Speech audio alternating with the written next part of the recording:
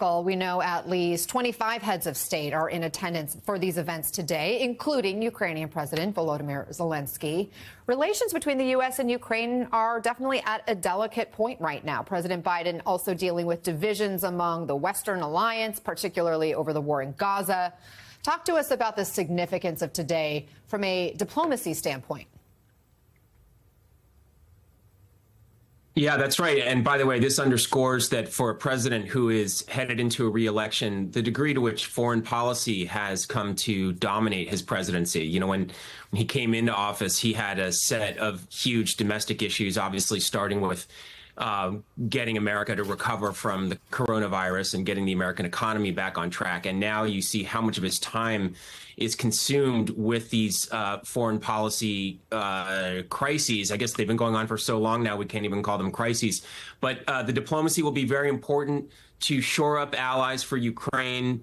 Of course, there's a lot of uncertainty because of that election as to what the fate of Ukraine might be, the fate of Western support because of the possibility that Donald Trump will be coming to office, and then trying to hold some kind of a consensus together on Israel and Gaza and how to solve that problem. That's a really tricky one. I think a lot is going to depend in the coming days on how President Biden's appeal for a new hostage deal and ceasefire plays out. And he will be trying to get opinions on that subject and try to hold nations together behind the U.S. position on that. Doug, there's reporting from Politico that President Biden is really looking to Reagan as he prepares to deliver another major speech in France tomorrow, with aides conceding that they have studied the Reagan trip closely from 1984, and they're looking to similarly capture the attention of a distracted, disillusioned public and remind them of how much is at stake. How can the president best channel Reagan in this moment? Well, I'm here in Southern California. We're doing a D-Day event at the Reagan Library. Ronald Reagan, on June 6, 1984, did a dramatic trip to the cliffs of Normandy, most specifically Pointe du Hoc. And he gave this remarkable speech talking about, in World War II, the liberation of Western Europe, the need to proceed further in Eastern Europe, but mainly about the valor of the men who died at Utah and Normandy and the rest. And also a moment Reagan really talked about Allied toughness and strength, particularly Canada and Great Britain and France. So you're seeing Reagan echoing with Joe Biden. He wants this to be a kind of moment that people will say, you know, Biden had a good trip there.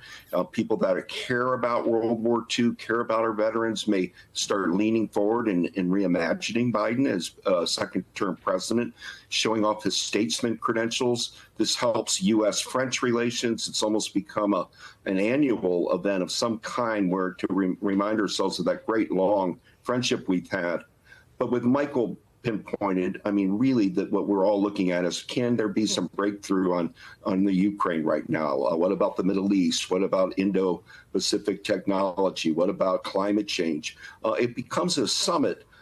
First, it's World War II memorial, and then it becomes a summit of great magnitude for President Biden, who really is liked by our NATO allies, has expanded NATO to include new countries. But alas, there's a feeling of dread and doom in Europe due to the wars. That's right. And President Biden himself was alive when Allied forces fought against Hitler. Now he's leading this coalition of Western and European nations against the aggression of Russia. I can't help but just wonder, are we seeing history repeat itself? Doug, what's your perspective? Well, and I don't know if it's quite repeating itself, but it's looking to have some similar atmospherics at the very least. It's usually a moment, you know, in past commemorations, Russia would often be there at Utah and Omaha, meaning Russia lost millions in World War II and were part of this commemoration. And now, of course, they're not allowing Putin there, nor should they. because he is acting in a grievous dictatorial fashion in the way he launched war on Ukraine. So if I were looking for one big takeaway, I mean, when Reagan went, it was about continuing to win the Cold War. Pope John Paul II, Maggie Thatcher, Chancellor Kohl and all, there was this notion of a generation of democracy on the march in Europe.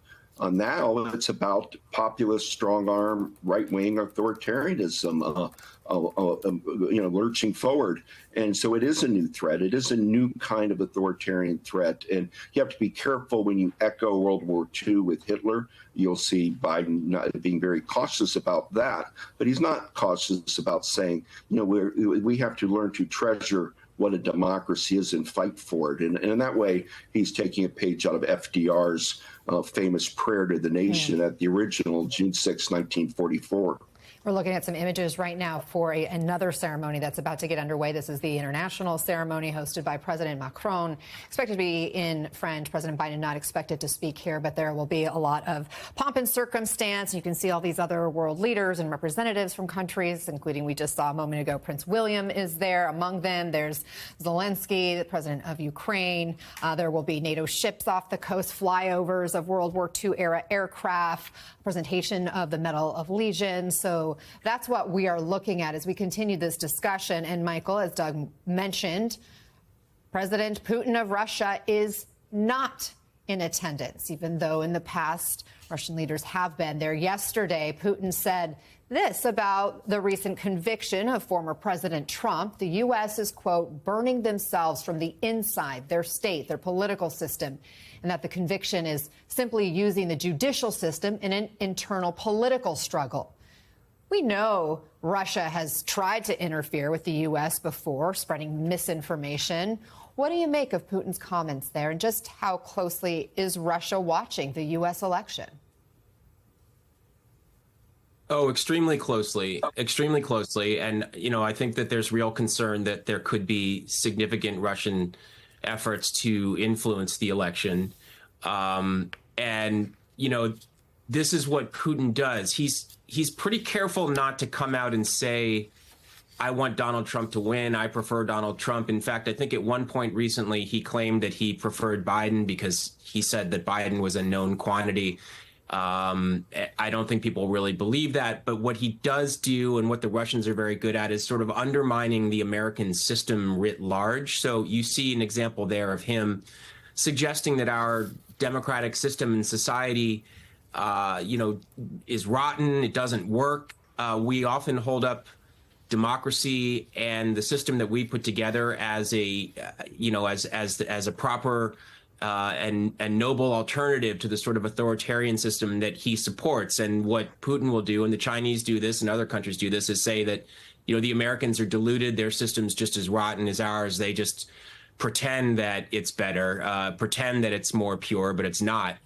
So that's very consistent. And, by the way, just on a historical note, although I'm not the historian on this show, the Russians, World War II is a very, very important part of Russian identity. And Russians believe essentially that, they were the victors in World War II. I mean, they did the bulk of the fighting against the Nazis, that they suffered the blow of a Nazi invasion.